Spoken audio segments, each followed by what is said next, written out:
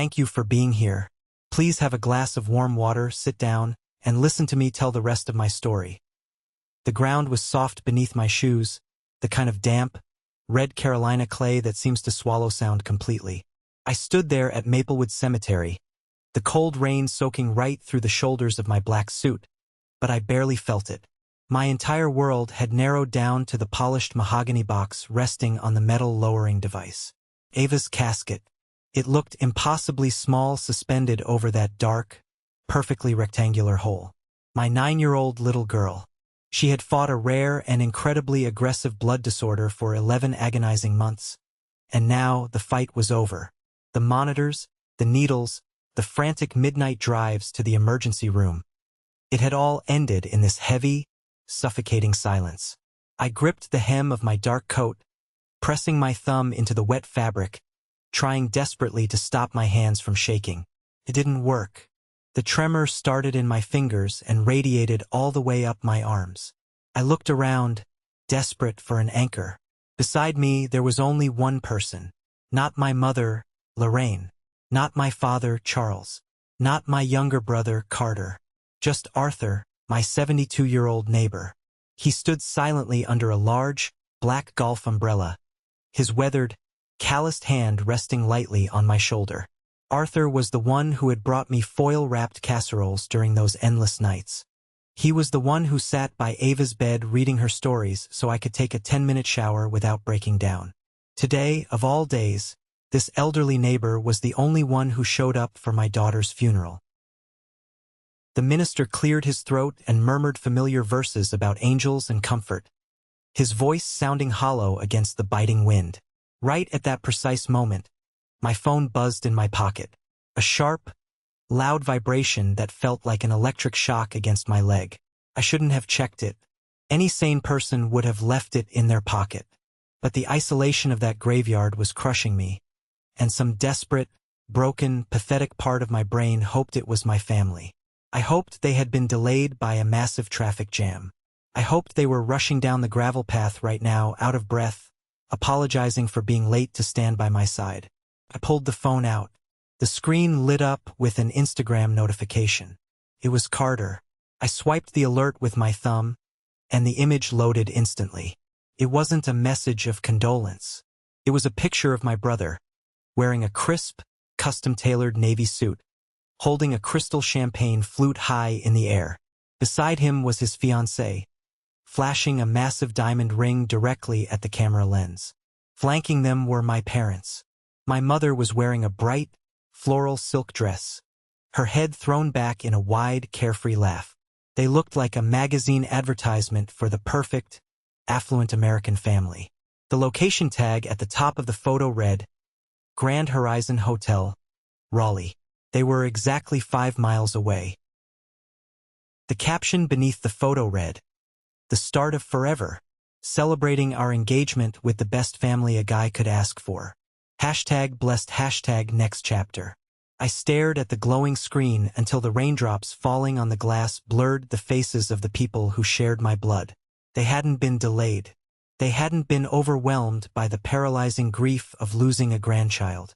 They had simply chosen a lavish party over the funeral of my child. My jaw clamped so hard I thought my teeth might crack. Then, a text message dropped down from the top of the screen. It was from my mother. Stop being dramatic. This is urgent. My thumb hovered over the shattered glass of my screen guard. Dramatic? I was burying my only child. For a split second, I thought maybe she realized what day it was and was trying to cover up her massive guilt. But the next text followed immediately, pinging loudly in the quiet cemetery. We need to discuss Ava's trust fund. $950,000 cannot sit idle. We will see you tomorrow morning. The cold air rushed out of my lungs completely. I closed my eyes, the phone slipping from my numb fingers back into my coat pocket. They didn't care that my entire universe had just ended. They only cared about the money. And I knew right then, standing in the mud beside my daughter's grave with Arthur holding the umbrella over me, that the nightmare wasn't over. It was just changing its shape. As Arthur drove me home from the cemetery in his beat-up Ford truck, the rhythmic, squeaking thump of his windshield wipers pulled my mind backward. 11 months ago.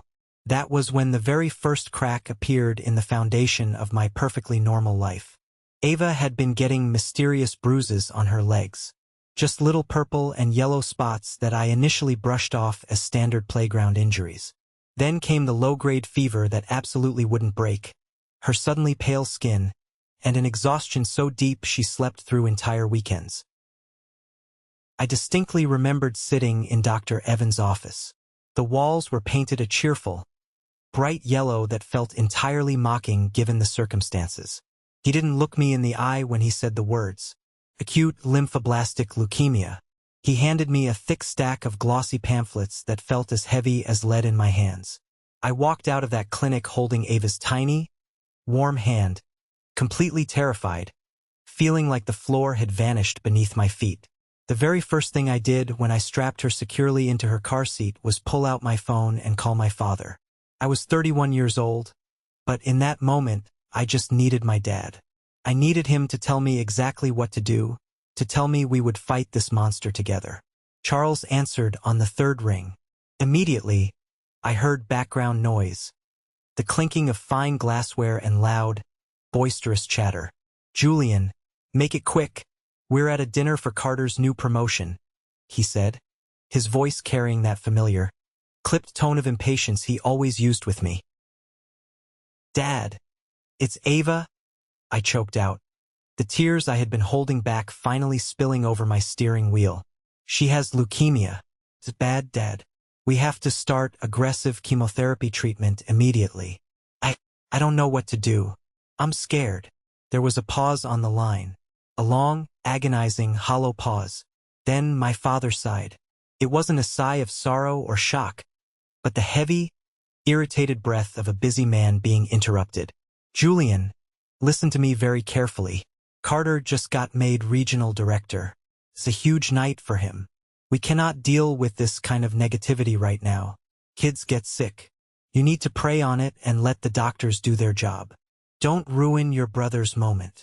He hung up, just like that, a sharp click and then dead air. I sat in the driver's seat of my sedan, the phone pressed hard against my ear, listening to the silence. That was the exact moment I realized I was completely, utterly alone in this fight. Things spiraled fast. I lost my salary a month later. My boss was understanding at the very beginning, but when the hospital stays stretched from a few days into weeks, and I missed my third consecutive major project deadline, they had to let me go. I didn't even blame them. I couldn't focus on spreadsheets when my focus was entirely on the digital monitors keeping my daughter alive. The medical bills started piling up on my small kitchen counter like a paper mountain of doom. The eviction notices quickly followed. I sold my car, my watch, my television. Everything that wasn't nailed down. And through it all, Arthur was the one who showed up. He knocked on my door on a rainy Tuesday evening, holding a heavy red toolbox and a steaming pot of chicken stew. "I saw the hospital visitor tags accumulating on your dashboard," he said gruffly, not making a big, emotional deal out of it. "You sit down and eat. I'll fix that leaky sink you've been ignoring for a month." He stepped up and became the grandfather Ava desperately deserved. He played endless card games with her when she was too weak to sit up in her hospital bed. He held her hair back when the harsh chemicals made her violently ill. My real family? They sent a generic, store-bought get-well-soon card with a printed signature. No phone calls, no visits, just silence. The only reason I didn't end up living in a cardboard box outside the Duke Medical Center during those brutal months was Elena. Elena was my ex-wife, Ava's mother. Our divorce had been a quiet, sad, but ultimately amicable affair a few years prior. We had just grown apart, two people moving in entirely different directions in life. But Elena was brilliant, fiercely protective, and she came from a wealthy family that thoroughly understood the brutal, financial reality of the world. She had received a substantial inheritance from her grandfather right before our marriage officially ended.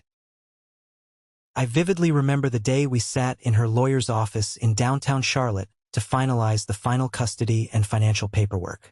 She slid a thick, heavy manila folder across the polished oak conference table toward me. "What's this?" I asked, looking down at the official legal seals and notarized stamps. "It's a trust fund for Ava," Elena said, her dark eyes entirely serious and unblinking. $950,000. It's locked up tight, Julian. The money is primarily for her college fund, her future, her wedding, her life. But, she hesitated, leaning forward, lowering her voice. "I know your family, Julian. I know how Charles and Lorraine operate. If anything ever happens to me, or God forbid, if anything happens to Ava, I made sure the trust names you as the sole residual beneficiary. Nobody else can touch a single dime. Not your parents. Not Carter. Just you." I had thought she was being overly dramatic and paranoid. "Elena, they're my family. Sure, they favor Carter, but they wouldn't steal from a child." She gave me a very sad, deeply knowing smile that I will never forget. "Money makes monsters out of people you thought you knew. Promise me you'll protect it, Julian. Don't let them near it." I promised her. 2 years later, Elena died instantly in a massive multi-car pileup on Interstate 40. It devastated Ava, and it broke a significant piece of me, too. But Elena's incredible financial foresight became a silent, invisible guardian in our home. I never touched the money. Even when I was drowning in medical debt, even when I was eating instant noodles for dinner, the trust was legally structured so it couldn't be used for daily living expenses or even most standard medical bills without a lengthy court approval process, which took months I simply didn't have. So I scraped by. I took out predatory personal loans. I completely ruined my credit score. But the $950,000 sat safely in a high-yield account, waiting for a bright future Ava would never get to see. Now, with Ava gone, that money legally transferred directly to me. I hadn't even thought about it once during the funeral preparations. My brain was too full of agonizing grief, too full of the haunting image of her empty bed in the pediatric ward. But my family had clearly thought about it. They had apparently been thinking about it a lot, calculating the exact moment they could get their hands on it. Those endless nights in the pediatric oncology ward were a specific, agonizing kind of hell that changes a person forever. The air in that wing always smelled intensely of bleach, sterile cotton, and underlying fear. The constant, rhythmic beeping of the 4 pumps delivering toxic chemicals into tiny veins became a permanent soundtrack to my mounting anxiety. Ava would lie there, her skin looking almost translucent under the harsh fluorescent lights. Her little bald head wrapped tightly in a soft purple beanie that Arthur had knitted for her. "Dad?" she whispered one night, her voice barely louder than the hum of the hospital room's air conditioner. "I'm right here, sweetie," I said, leaning my elbows over the cold metal bed rail, gently stroking her pale cheek. "Is Grandma coming to visit today?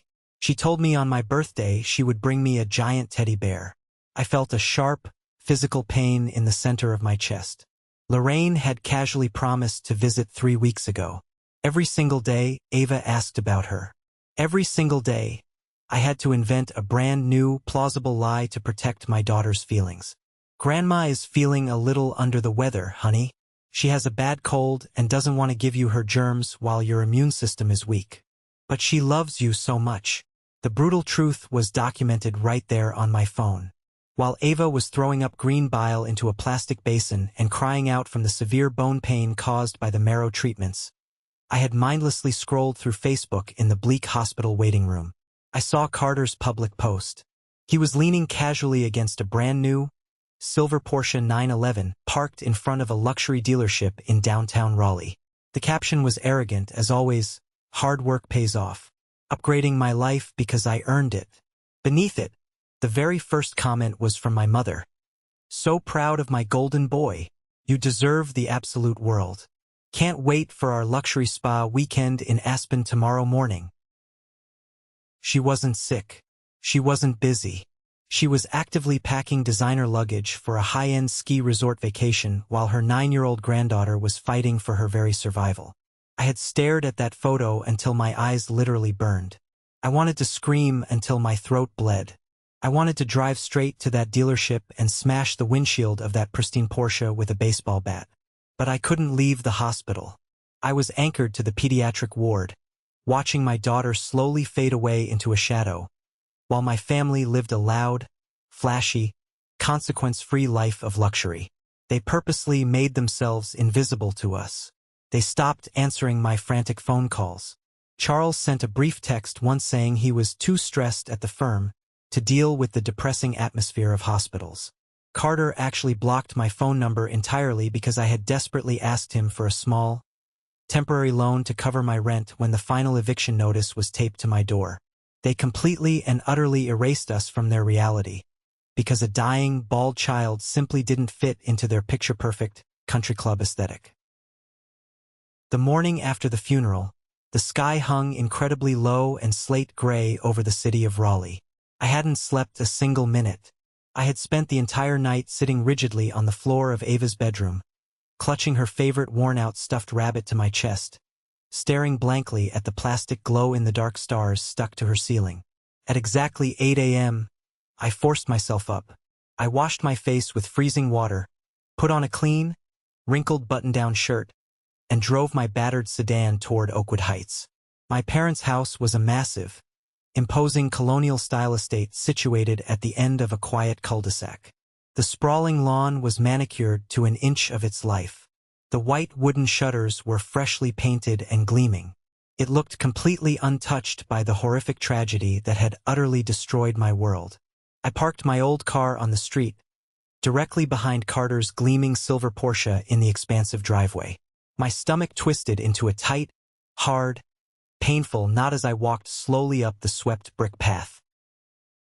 Before I even had the chance to raise my hand and knock, the heavy oak front door swung open. Charles stood there, wearing a perfectly pressed Ralph Lauren polo shirt and beige khakis, his face carefully arranged into a practiced mask of solemn concern. It looked exactly like a politician facing a camera. "Julian, come in. We've been waiting for you," he said.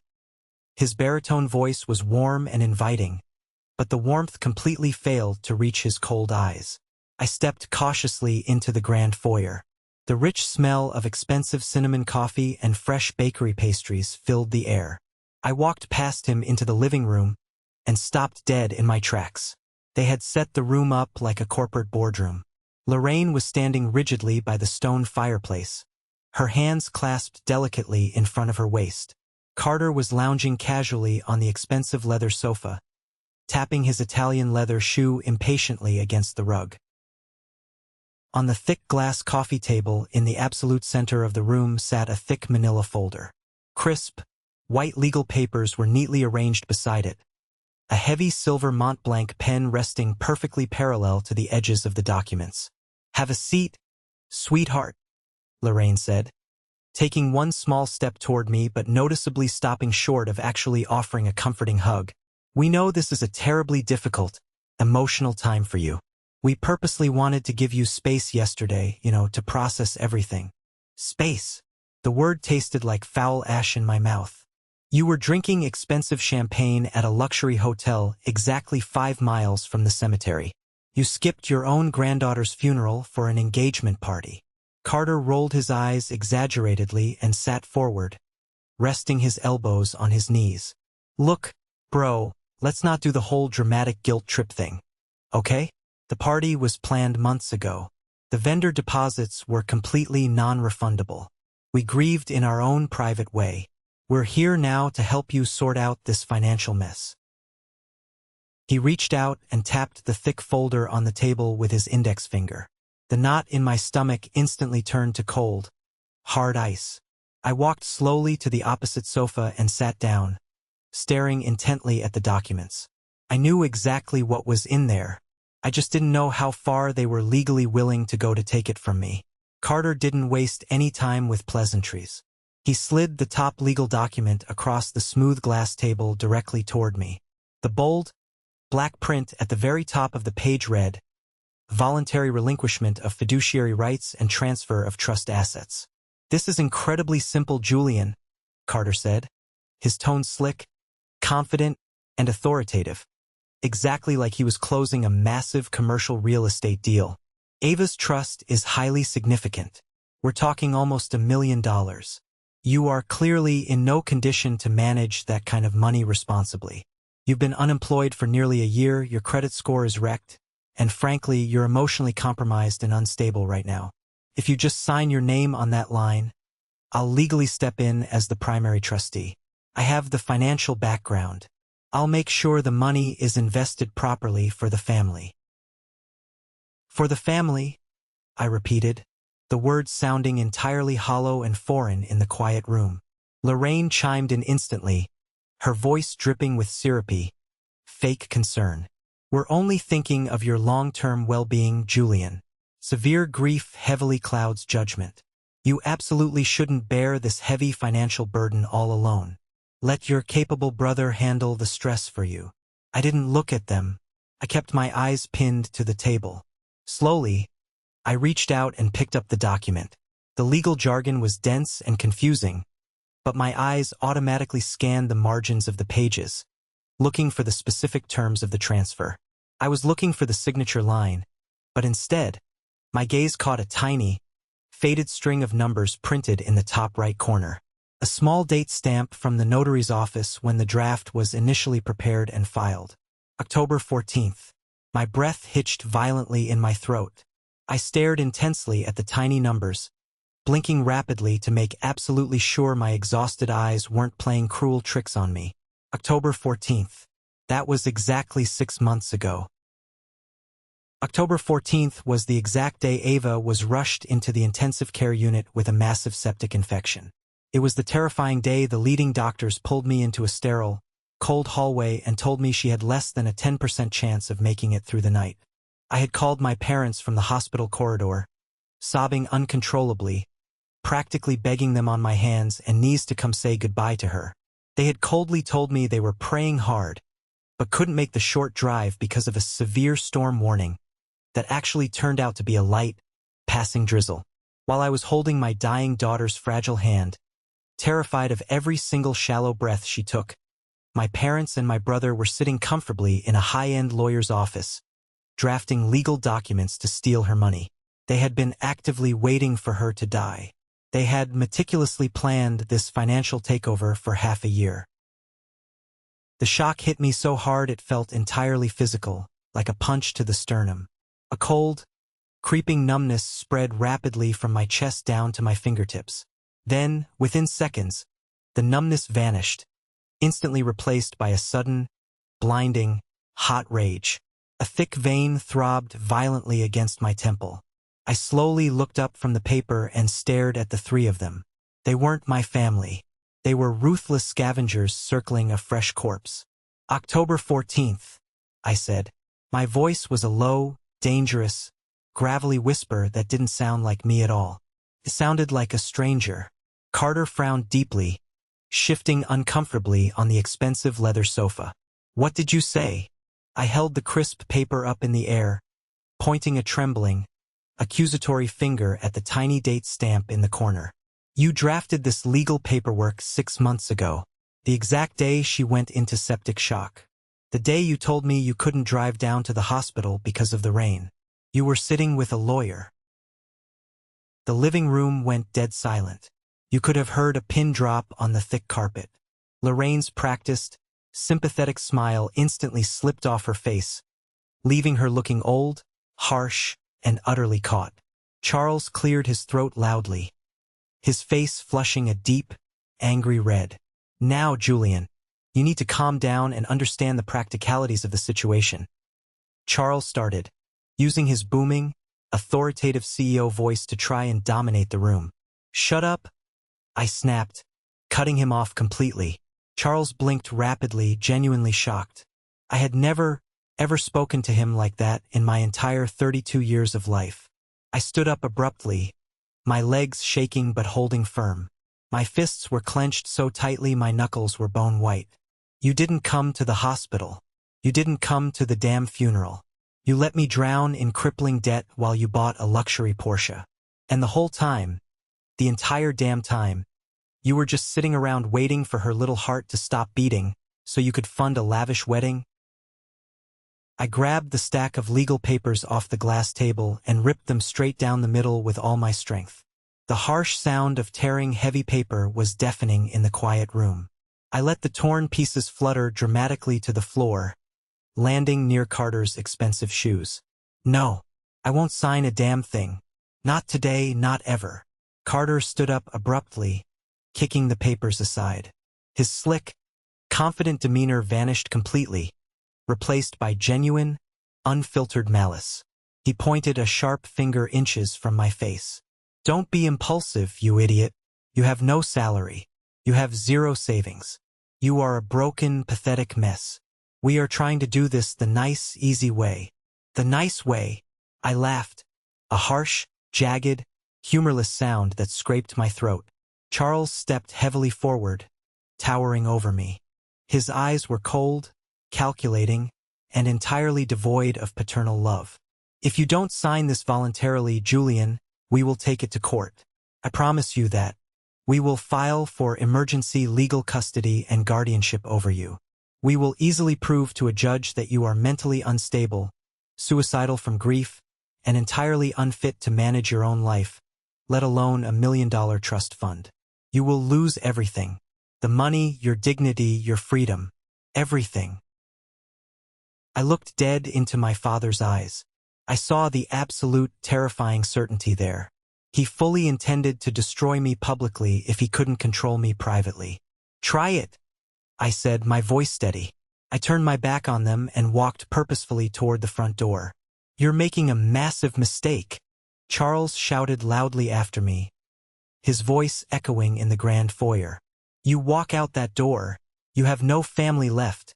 I pulled the heavy oak door open and stepped onto the porch. I haven't had a family in a long time, I said without looking back, and stepped out into the crisp, cold Carolina air. The drive back to my empty, cramped apartment was a complete blur of motion and suppressed panic. My hands gripped the steering wheel so hard my wrists physically ached by the time I parked. When I finally unlocked the door and walked inside, the absolute silence of the house hit me like a physical blow to the stomach. There were still unopened boxes of medical supplies stacked high in the corner of the living room. A pair of Ava's small, pink sneakers still sat exactly where she had left them by the door. I slid down the wall in the narrow hallway, pulling my knees tight to my chest, and finally, the protective anger evaporated, giving way to absolute, crushing exhaustion. A sharp, authoritative knock at the door startled me out of my daze. I dragged myself up from the floor and opened it. Arthur was standing there on the wooden porch. He didn't have a casserole this time. He was holding two thick, worn spiral-bound notebooks in one hand and a large metal thermos of black coffee in the other. I saw your car pull in, Arthur said gruffly, stepping inside without waiting for an invitation. You look like you just went 10 rounds with a runaway freight train. Move over. He pushed past me into the small kitchen, setting the heavy thermos and notebooks down on the laminate counter. He poured a steaming cup of coffee into a mug and slid it toward me. I took it, my hands shaking so badly the dark liquid splashed over the rim onto my fingers. They ambushed me, I whispered, the words scraping painfully against my dry throat. They wanted me to sign away Elena's trust fund. They've been planning it for months. My dad straight up threatened to declare me mentally incompetent so he could take control of the money. Arthur didn't look surprised in the slightest. His jaw tightened, the deep wrinkles around his eyes grooving further. He reached over and tapped the 2 notebooks he had brought with a calloused finger. I'm an old man, Julian. I don't sleep much, Arthur said, his voice steady, serious, and grounding. And I noticed a very long time ago that your fancy family never came around. So, I started keeping track. I looked at the notebooks, confused. Keeping track of what? Everything, he said firmly. Every single day I drove you to the hospital. Every time you called them for help from the driveway and threw your phone in the grass when they hung up on you. The dates, the exact times, the weather. I wrote down the days Carter was posting pictures of his fancy steak dinners while you were buying discounted soup cans at the dollar store. It's all in here. A meticulous timeline of their neglect. Hot tears pricked my eyes. This old man, who owed me absolutely nothing in this world, had been silently building a fortress to protect me while I was too blind and overwhelmed to see the danger coming. You can't face them alone, Arthur continued, leaning his weight against the counter. Charles has deep pockets and money buys very loud, aggressive lawyers. You need someone smarter, someone meaner. I know a guy, Nathan Hayes. He's a pit bull in a tailored suit. He handles complex estate litigation, and he absolutely hates bullies. Arthur pulled a crumpled, slightly stained business card from his flannel shirt pocket and pressed it firmly into my hand. Call him, right now. You do not let them take what belongs to the memory of that little girl. Nathan Hayes' office was located in a sleek, modern glass building in downtown Raleigh. It didn't smell like old books or dusty leather. It smelled intensely of expensive cologne and freshly bleached floors. Nathan himself was incredibly sharp, dressed in a flawless charcoal suit, his eyes moving quickly and intelligently behind thin wire-rimmed glasses. He sat behind his massive desk and listened to my entire story without interrupting once, his silver pen flying furiously across a yellow legal pad. When I finally finished and handed him Arthur's meticulous notebooks and the ripped pieces of the trust document I had shoved into my pocket, his eyes lit up with a dangerous, calculating kind of energy. They made a critical, arrogant error, Nathan said, his voice calm, methodical, and chillingly precise. They got extremely greedy, and they put their greed on paper 6 months early. But Charles is completely right about one thing. They will inevitably file for emergency guardianship. They will confidently argue that the trauma of losing Ava has triggered a psychotic break.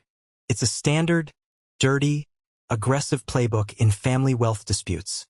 How do we stop them from doing it? I asked, my pulse pounding loudly in my ears. We don't stop them from attacking. We actively let them attack, and we build a solid brick wall for them to crash into at full speed, Nathan said, leaning over the desk toward me. First, you need to go to a board-certified psychiatrist immediately. Today. I'll make the appointment myself. We need a spotless, ironclad evaluation proving your mental competence before they even file the initial papers. We cut off their main legal argument before they can even make it in court. He pointed the sharp end of his pen directly at me. Second, we need to secure your physical environment. If Carter is as impulsive and arrogant as you say, he won't wait patiently for the court date. He'll try to intimidate you personally. He'll want a reaction he can record and use against you as evidence of instability. What exactly do? I asked, feeling a strange sense of focus returning. You document everything. Save every text message, print every Instagram post, take screenshots of every Facebook comment. Let them eagerly build their fake public narrative of the grieving, concerned family. And Julian. Nathan paused, looking dead into my eyes, ensuring I grasped the severity of his next instruction. Go to Home Depot right after this. Buy high-definition security cameras with active audio recording. Put one on your front porch, one at the back door. Do not tell anyone, not even Arthur. I left his office feeling a strange, freezing cold clarity. The paralyzing, suffocating grief had been temporarily locked in a mental box, replaced by a hyper-focused survival instinct. I drove straight to the hardware store. That night, under the cover of darkness, I stood on a wobbly ladder and drilled the small, black lenses directly into the eaves of my house. I carefully synced them to the app on my phone, watching the clear, crisp night vision feed of my empty driveway. I sat alone on the couch in the dark, watching the glowing monitor. I wasn't just a grieving father anymore. I was a soldier actively digging a trench. Let them come. The first major strike of their campaign came exactly 3 days later. I woke up at 6 a.m. to my phone aggressively blowing up with notifications. I groggily opened Facebook and saw a public post from Carter that made my blood run instantly cold. It was a highly edited picture of him looking deeply somber, staring out a rain-streaked window. The caption was an absolute masterpiece of emotional manipulation. Please pray for my older brother, Julian. Losing his beautiful daughter has completely broken his mind. He's aggressively refusing professional help, acting incredibly erratically, and viciously cutting off the family that deeply loves him. Mental health is a silent killer, folks. We are doing everything in our power to step in legally and save him from himself before it's too late. Hold your loved ones tight. The comments below it were a sickening flood of sympathy. People I went to high school with, former co-workers, distant neighbors, all sending digital prayers and praising Carter for being such a supportive, heroic brother. None of them knew the actual truth.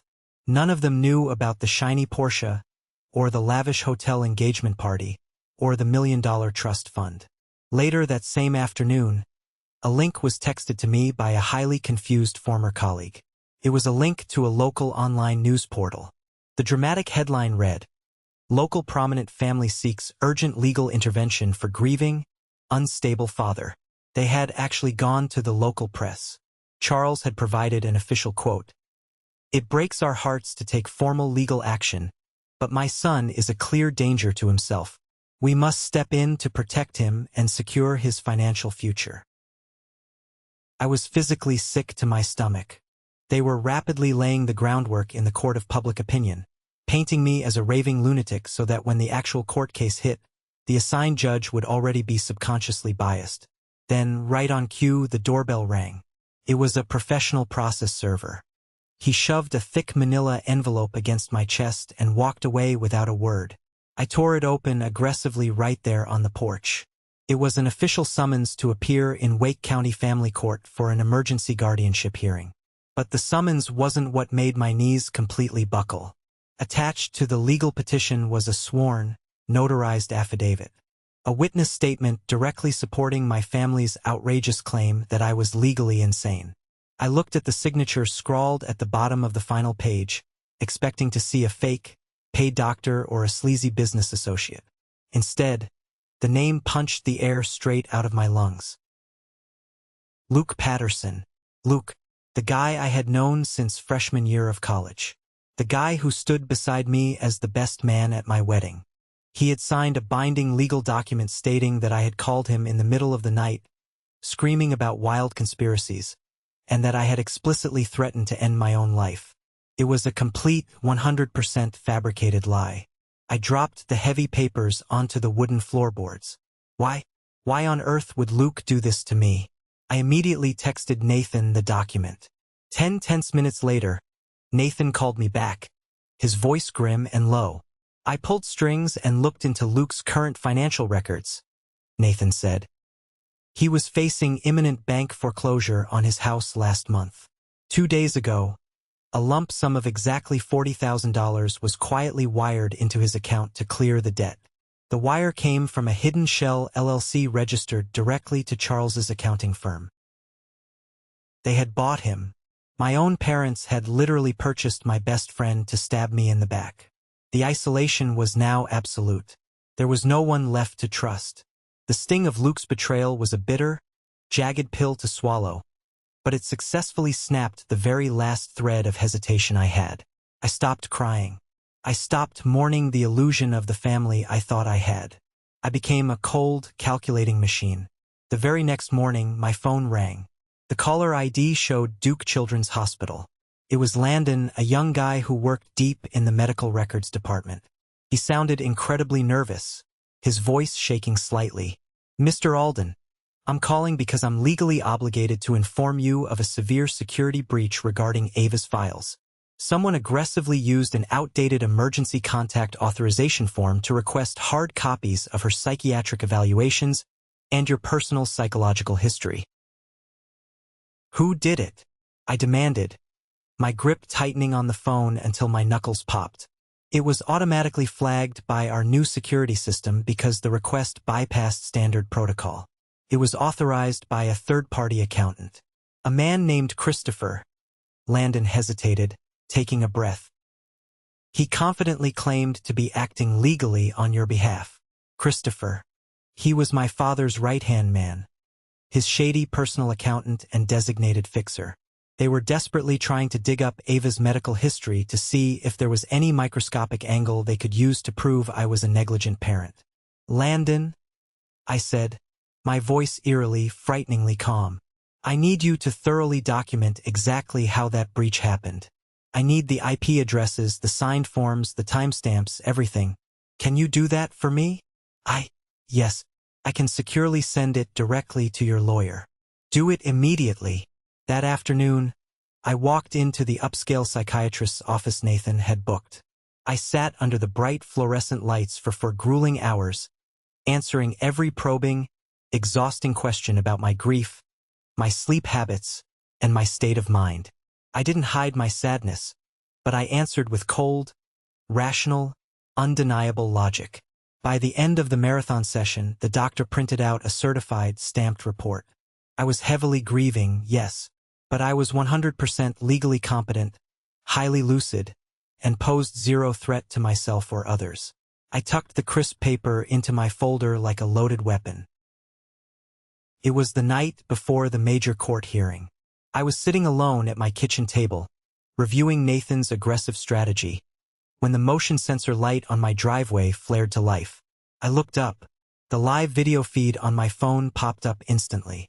Carter's gleaming silver Porsche had rolled silently into my driveway, its headlights cutting through the dark.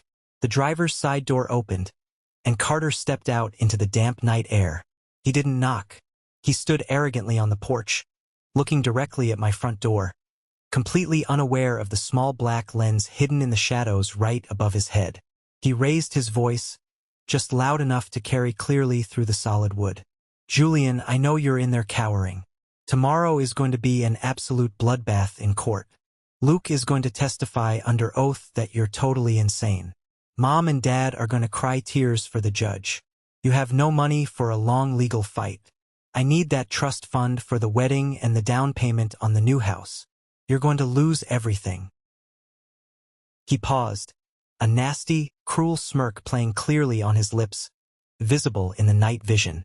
"You've always been the weak, pathetic link in this family, Julian. Just a massive burden. Sign the papers tomorrow morning before we walk into that courtroom, or I swear to God, we will utterly destroy whatever is left of your miserable life." He spat deliberately on my welcome mat, turned around, and got back into his luxury car. As the red taillights faded down the dark street, I didn't feel a single ounce of fear. I reached over, tapped my phone screen, and securely saved the video file to the cloud. The audio was crystal clear. Tomorrow, they were confidently walking straight into a trap of their own making. The air inside the Wake County Family Court was thick and stifling. The courtroom smelled strongly of lemon wood polish and old paper. I walked through the heavy double oak doors with my lawyer, Nathan, walking briskly beside me. Arthur was right behind us, wearing a stiff, outdated suit that looked like he hadn't worn it in 20 years. He placed a firm hand on my shoulder as we walked down the center aisle. On the left side of the room, sitting at the petitioner's table, was my family. Charles was wearing a conservative gray suit, his hair perfectly combed. Lorraine was dressed in a dark, modest dress, clutching a tissue in her hand. Carter sat between them, looking appropriately somber, his head bowed slightly. They didn't look like a greedy family trying to steal an inheritance. They looked exactly like a tragic, grieving family desperately trying to save a broken man. It was a masterclass in manipulation. Judge Thomas entered the room. He was a stern man with silver hair and sharp eyes that scanned the docket with intense focus.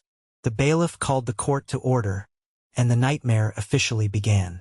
My father's high-priced lawyer stood up and painted a terrifying picture of me. He described a man utterly destroyed by a terrible divorce and the tragic death of his child. He claimed I was neglecting my basic needs, entirely unemployed, and violently hostile to the people who loved me most. Then they called their star witness, Luke Patterson. Luke walked up to the witness stand, his eyes fixed firmly on the floor. He swore on the Bible. The man who had stood next to me at my wedding altar sat down and began to tell the most elaborate, devastating lies I had ever heard. He told the judge that I called him constantly at 3 a.m, raving about conspiracies. He claimed I had a drinking problem. He testified under oath that I had explicitly threatened to drive my car off a bridge because I had nothing left to live for. "Julian is a danger to himself," Luke said, his voice trembling perfectly. "He is entirely unfit to manage his daily life, let alone manage a complex college fund or trust account. His brother Carter is the only one who can step in and stabilize his life. I sat at the defense table, my hands folded tightly on the polished wood. I felt a burning sensation in my chest. To hear your best friend sell your sanity for a paycheck is a specific kind of agony. I looked over at the petitioner's table. Carter was looking down, but I could see the faint outline of a smirk on his face. He thought he had won. He thought the sheer weight of their collective lies would crush me into submission. He had no idea what was sitting in the manila folder directly in front of Nathan.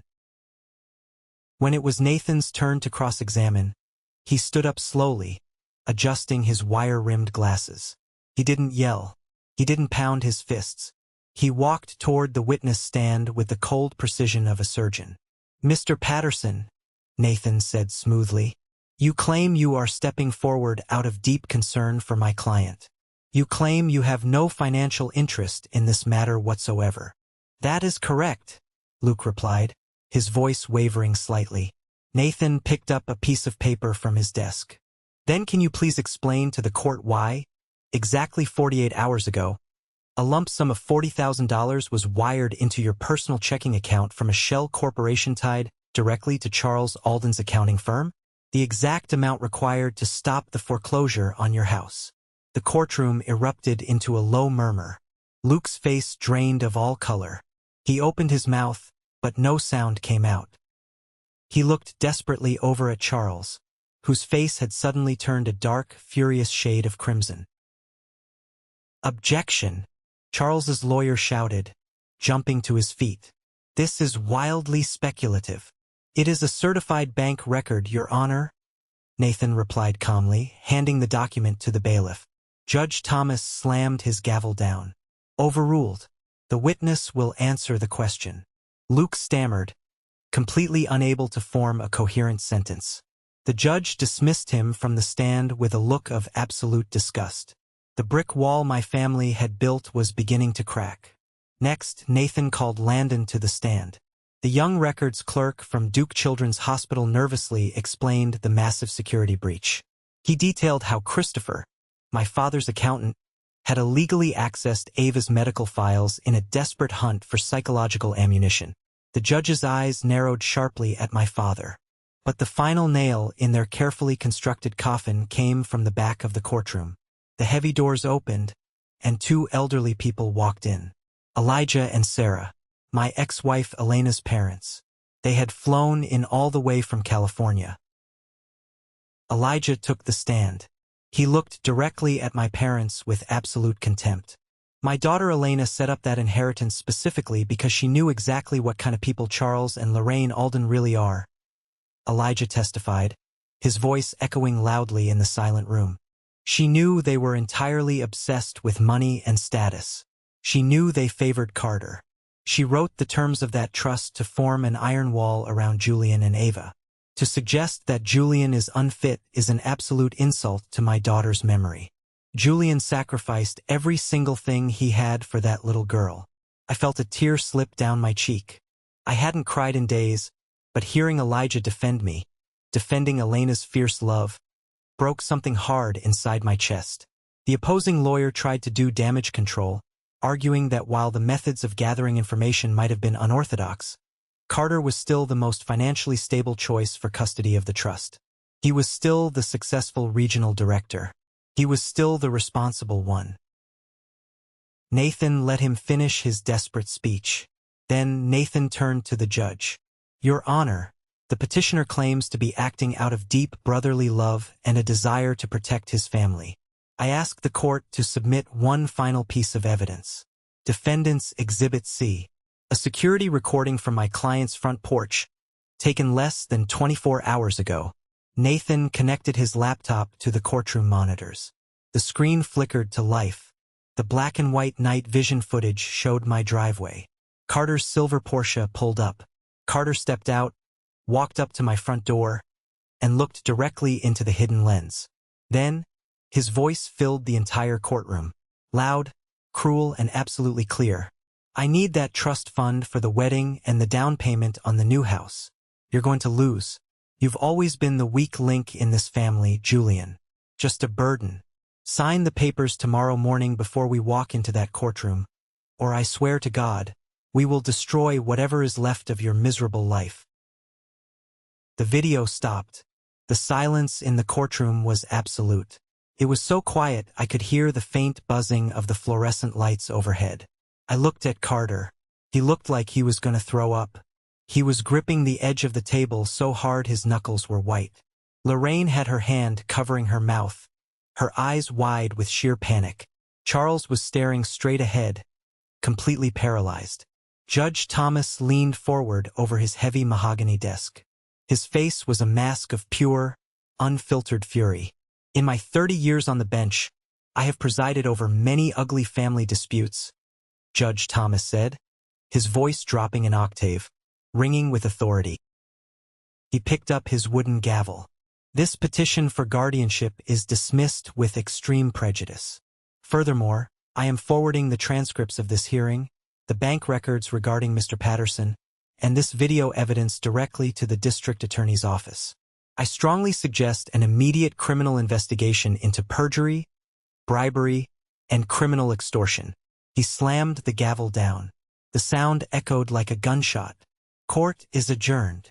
This is the moment that changes everything, the moment I finally took back control of my life. Thank you so much for your patience and for staying with me until now. You've been amazing. Please give this video a like and comment one below to let me know you've made it this far. Not only does this help more people find this story, but it also lets me know that my experiences truly mean something to someone. Your support is my greatest motivation to keep sharing the rest of this journey." The fallout from the courtroom was immediate, brutal, and entirely public. Word travels incredibly fast in affluent social circles, and scandal is a currency everyone loves to spend. Within 48 hours, the pristine, perfect image my parents had spent decades carefully cultivating completely shattered into a million unfixable pieces. Carter's glamorous engagement, the one they had celebrated with expensive champagne while I stood in the mud at the cemetery, imploded spectacularly. His fiancée's family was highly connected in Raleigh, and they wanted absolutely nothing to do with a man facing potential extortion charges. She gave the massive diamond ring back and publicly canceled the wedding venue at the Grand Horizon Hotel. The non-refundable deposits they had bragged about became a massive financial loss. But it didn't stop there. The district attorney's office took Judge Thomas's recommendation very seriously. They launched a full investigation into the $40,000 wire transfer. Christopher, the shady family accountant who had illegally accessed Ava's medical records, was immediately audited. He was eventually stripped of his CPA license and fired from the firm. As for Luke, the man who sold a decade of brotherhood to save his house, his karma was swift. The DA offered him a plea deal to testify against my father regarding the bribery. He took it to avoid jail time, but the damage to his reputation was permanent. His employer fired him the moment the news broke. He was totally shunned by our entire mutual friend group. People crossed the street to avoid him now. I thought watching them lose everything would bring me a profound sense of joy. I thought I would feel an overwhelming, triumphant high. But as I sat in my quiet apartment, reading the updates Nathan sent me, I didn't feel happy. I just felt a profound, heavy sadness. The justice was necessary, the protection of the trust fund was vital, but it didn't bring my little girl back. It didn't change the fact that the people who were supposed to love me unconditionally had looked at my child's death as a massive payday. Retribution is a highly effective shield, but it is a terrible blanket. It doesn't keep you warm at night. 3 weeks after the gavel dropped, a massive thunderstorm rolled through Raleigh. The rain was coming down in thick, gray sheets, hammering against my living room windows. I was sitting on the couch, drinking tea with Arthur, quietly going through some of Ava's old hospital bills that Nathan was helping me clear out. Suddenly, my phone buzzed on the coffee table. The motion alert from the front porch camera. I picked up the phone and opened the live feed. Standing on my front porch, completely soaked by the blowing rain, were Charles and Lorraine. They didn't have an umbrella. Charles looked 10 years older. The arrogant posture was completely gone. His shoulders were slumped. Lorraine was openly crying, her expensive mascara running down her cheeks in dark streaks. They knocked on the heavy wooden door. Not an aggressive knock, but a desperate, pleading tap. "Julian." Lorraine's voice crackled through the small speaker on my phone. "Julian, please. I know you're in there. Please open the door. We need to talk to you." Arthur looked at me, setting his mug down slowly. He didn't say a word. He knew this was my choice to make. I didn't get up from the couch. I simply pressed the microphone button on the screen. "Go away," I said. My voice echoed loudly from the speaker mounted above their heads on the porch. Charles looked up at the camera. His face twisted in desperation. "Son, please. The DA is moving forward with the charges. Carter is going to lose his job. He might face actual jail time. The firm is under massive audit. Please, Julian. We are begging you. Call Nathan. Tell the DA to drop it. He's your brother. We are your family." "My family," I replied, my voice completely flat, completely devoid of any remaining affection. "My family is buried at Maplewood Cemetery." Lorraine sobbed heavily, leaning against the doorframe. "Julian, we made a mistake. Terrible, stupid mistake. But you can't destroy your own brother's life over this." "I didn't destroy his life," I said clearly. "He destroyed it the minute he stood on this exact porch and threatened a grieving father. He destroyed it the minute he forged legal documents while his niece was in a coma. You all did." "Julian, please," Charles begged, his voice cracking. "You drank champagne and celebrated a wedding on the exact day I put my 9-year-old daughter into the ground," I said, the cold truth cutting through the sound of the rain. "You buried your son on the exact same day I buried my daughter. Do not ever come to this house again." I took my thumb off the microphone button. I watched the screen as they stood there for another 5 minutes in the pouring rain, realizing that the door was never, ever going to open. Finally, they turned around and walked slowly back to their car. I closed the app, turned my phone entirely off, and went back to drinking my tea. The boundary was set in stone. A full year passed. The seasons changed. The brutal Carolina summer gave way to a crisp autumn, and slowly, the agonizing, sharp edges of my grief began to soften. I didn't forget Ava. I thought about her every single minute of every single day. But the memory of her stopped feeling like a knife in the chest and started feeling like a warm light guiding my steps. With the legal battle permanently won, the massive inheritance Elena had left behind was entirely secure in my name. I could have bought a massive house. I could have bought a sports car. I could have retired at 33 and traveled the world. But every time I looked at that bank balance, I didn't see money. I saw Ava's bravery. I saw Elena's fierce protection. I saw a tremendous responsibility. I walked into Nathan's office on a bright Tuesday morning. He smiled when he saw me. "Julian, you look good. You look like you're actually sleeping." "I am," I said, sitting down in the leather chair. "Nathan, I need your help. I want to build something. I want to take the trust fund and restructure the entire thing." Over the next 6 months, Nathan worked tirelessly, doing the entire massive legal project entirely pro bono. We established the Ava Alden Charity Foundation.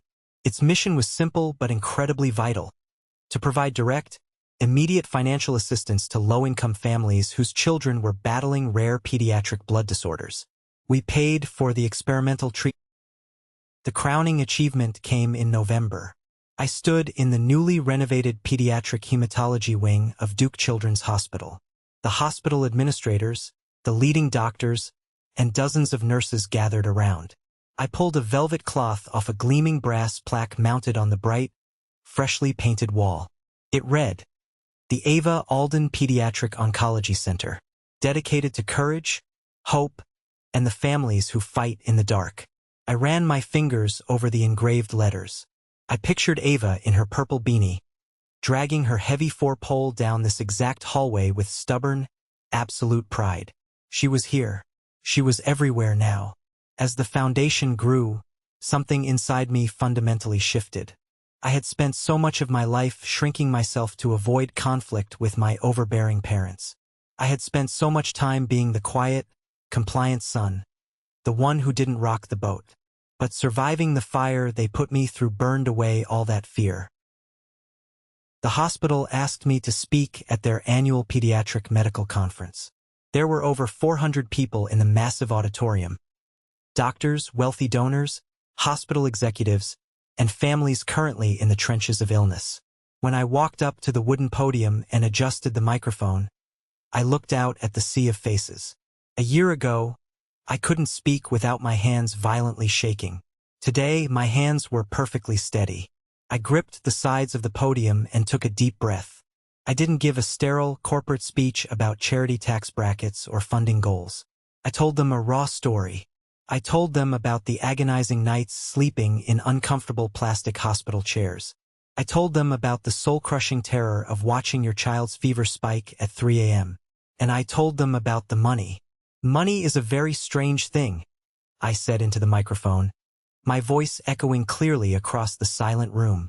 People will lie for it. People will completely betray their own blood for it. Money can tear a family apart with terrifying speed. But if you put it in the right hands, if you attach love to it instead of greed, money can become armor. It can become medicine. It can become the absolute difference between a family losing their home and a family getting to bring their child back to it. I looked out at the audience.